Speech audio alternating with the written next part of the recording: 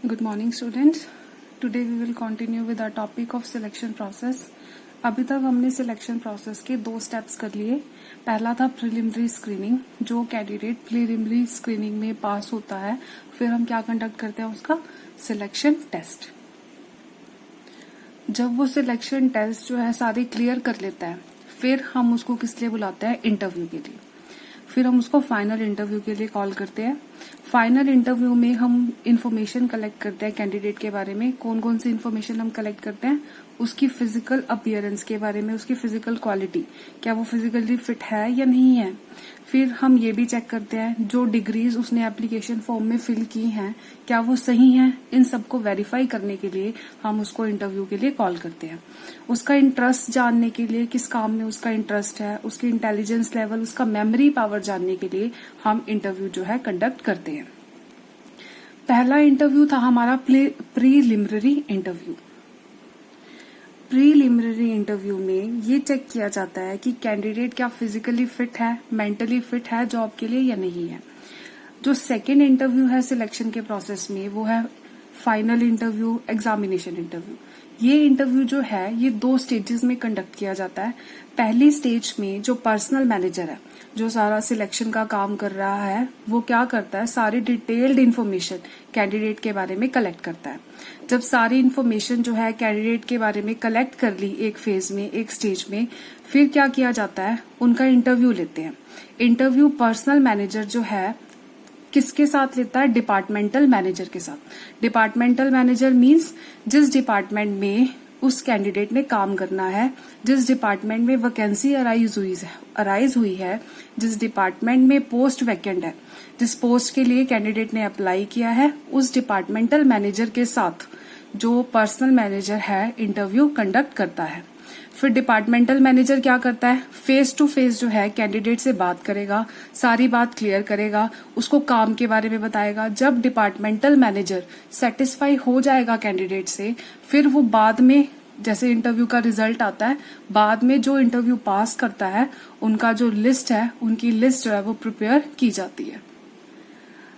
When a candidate passes the final interview, जो exam interview है employment का, वो पास करता है.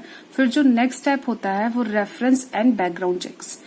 हमने जो प्रिलिमिनरी स्क्रीनिंग में एक प्रिलिमिनरी इंटरव्यू किया था, एक ब्लैंक एप्लीकेशन फॉर्म किया था. ब्लैंक एप्लीकेशन फॉर्म में हमने क्या कहा था कैंडिडेट को, एक कॉलम बनाया था ब्लैंक एप्लीकेशन फॉर्म में कि कौन सा कॉलम था, वो रेफरेंस का, जिसमें क्या करना था, कैंडिडेट ने उन लोगों के नेम फिल करने थे जिससे जो एम्प्लॉयर है, जिस ऑर्गेनाइजेशन में आप जॉब के लिए आए हो, वो आपके बारे में और ज्यादा इन्फॉर्मेशन जो है कलेक्ट कर सके. जो इन्फॉर्मेशन जो है कैंडिडेट के बारे में कलेक्ट की जाएगी वो कैंडिडेट के कैरेक्टर के बारे में, जहां पर वो पहले काम करता था वहां पर उसके कैसे रिलेशंस थे, कैसे वो काम करता था, क्या वो ऑनेस्ट था या नहीं था, उसके सोशल रिलेशंस कैसे थे, बैकग्राउंड कैसे था. ये सारी इन्फॉर्मेशन जो है हम रेफरेंस से कलेक्ट करते हैं. जो इन्फॉर्मेशन हमने, जो एम्प्लॉयर है वो कहाँ से कांटेक्ट करके निकालता है, उसके फ्रेंड से जिनका नाम उसने रेफरेंस में दिया है. पास्ट एम्प्लॉयर्स मीन्स जहां पे वो पहले काम कर चुका है. प्रेजेंट एम्प्लॉयर मीन्स जहां पर वो अब भी प्रेजेंटली काम कर रहा है. उन लोगों से जो वह इन्फॉर्मेशन जो है कलेक्ट कर सकते हैं.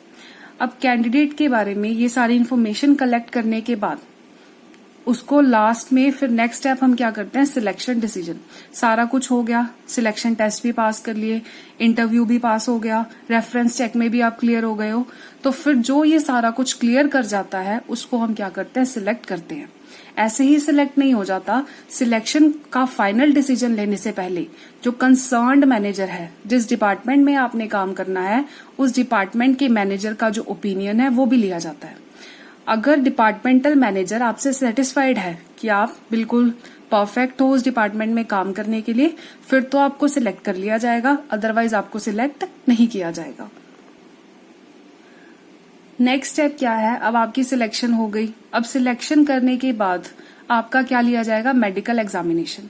आज के टाइम में जो बड़ी बड़ी ऑर्गेनाइजेशन है कोई भी ऐसे अपॉइंट नहीं करती कैंडिडेट को. सबसे पहले वो क्या करती है, उनका मेडिकल एग्जामिनेशन कराती है. मेडिकल एग्जामिनेशन किस लिए कंडक्ट किया जाता है? ताकि ये देख सके कि जो कैंडिडेट है वो फिजिकली फिट है काम करने के लिए, उसको कोई डिसीज नहीं है, कोई प्रॉब्लम नहीं है। अगर एक कैंडिडेट जिसको आप सिलेक्ट कर रहे हो वो फिजिकली फिट नहीं है तो वो काम अच्छे से नहीं कर पाएगा, वो मेंटली फिट नहीं है तो भी काम अच्छे से नहीं कर पाएगा। अगर उसको कोई डिसीज होगी तो ऑर्गेनाइजेशन में और जो लोग हैं उनको भी डिसीज होने के, इन्फेक्शन होने के चांसेस जो है वो बढ़ जाएंगे। और अगर उसके ऊपर, अगर वो जो है पर्सन उसको कोई डिसीज है तो आपको ऑर्गेनाइजेशन को उसके ऊपर खर्चा भी करना पड़ेगा, उसके ऊपर तो करना पड़ेगा, साथ साथ जो एम्प्लॉयज जो हैं वो और बीमार हो जाएंगे, उनके ऊपर भी ऑर्गेनाइजेशन को उनके ट्रीटमेंट पे खर्चा करना पड़ेगा। 3 एम्स है मेडिकल एग्जामिनेशन कंडक्ट करने के। फर्स्ट क्या है? Physical fitness for the job concerned, ये देखने के लिए क्या वो उस जॉब के लिए फिजिकली फिट है या नहीं है।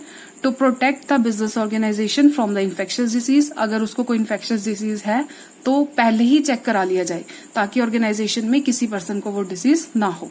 To check the excessive expenditure, ये चेक करना कि ऑर्गेनाइजेशन को कितना और खर्चा करना पड़ सकता है अगर वो बीमार हो जाए तो उसके ट्रीटमेंट पे। No appointment is done in any organization without taking medical examination of the candidate. 7th step है जॉब ऑफर। जब एक कैंडिडेट मेडिकल एग्जामिनेशन सारे टेस्ट क्लियर कर चुका है, अब उसको हम क्या देंगे? जॉब ऑफर देंगे। Job offer means appointment letter. Appointment letter में क्या होता है? कैंडिडेट को हम बताते हैं किस डेट पे उसने जो है ऑर्गेनाइजेशन में रिपोर्ट करना है ड्यूटी के लिए। लास्ट स्टेप है जो हमारा प्रोसेस का सिलेक्शन के, वो है contract of employment. Contract of employment में क्या होता है? जो कैंडिडेट जिसको आपने सिलेक्ट किया है, जिसको जॉब पे रखा है, वो क्या करेगा? डॉक्यूमेंट जो है वो साइन करेगा। जो कॉन्ट्रैक्ट है हमारी ऑर्गेनाइजेशन के साथ उसको साइन करेगा। और कॉन्ट्रैक्ट के साथ साथ बहुत सारे डॉक्यूमेंट्स जो उसके खुद के होंगे, जो उसकी इन्फॉर्मेशन होगी सारी, उसकी डिग्रीज और जो जहां पर उसने काम किया उसके सर्टिफिकेट्स, वो सारे क्या करेगा? अटेस्ट करके, अटेस्टेशन जो है वो सेल्फ अटेस्टेशन होगी, उसको वो सारे डॉक्यूमेंट्स जो है उनके साथ अटेस्ट करके लगाने होंगे। इन डॉक्यूमेंट्स में जो डिटेल डिस्क्रिप्शन होगी एम्प्लॉयज की, ठीक है। अब ये जो इन्फॉर्मेशन एम्प्लॉय देगा, जो सारी इन्फॉर्मेशन होगी, चाहे वो उसके सर्टिफिकेट्स हैं, चाहे वो उसकी डिग्रीज हैं, ये इन्फॉर्मेशन जो है ऑर्गेनाइजेशन जो है फ्यूचर में भी अगर नीड होगी तो वो उनको यूज भी कर सकता है। और जो कॉन्ट्रैक्ट होता है वो मोस्टली क्या होता है? रिटन कॉन्ट्रैक्ट किया जाता है ताकि फ्यूचर में कोई भी डिस्प्यूट अराइज ना हो। तो ये था हमारा सिलेक्शन का प्रोसेस। आई होप आपको अच्छे से क्लियर हो गया होगा। Thank you.